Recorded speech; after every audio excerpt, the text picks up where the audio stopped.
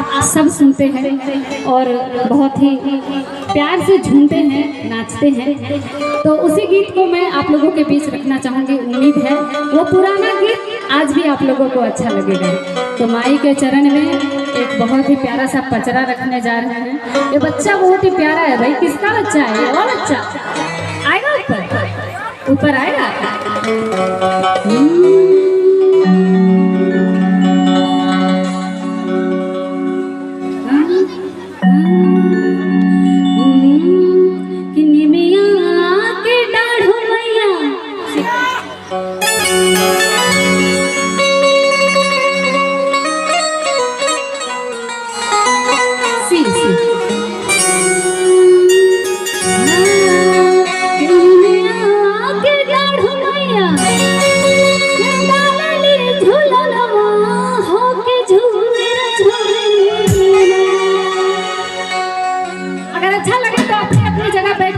ताली बजाइएगा और अगर दिक्कत होगा तो हम नीचे आ जाएंगे। बाकी घेरा हुआ है, हमको कूद फान के आना पड़ेगा।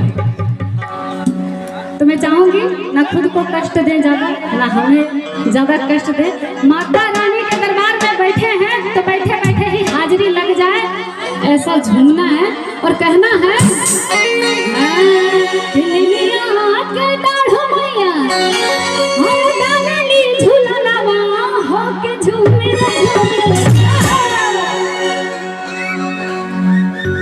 हाँ के झूमे रे झूमे मैया मर गया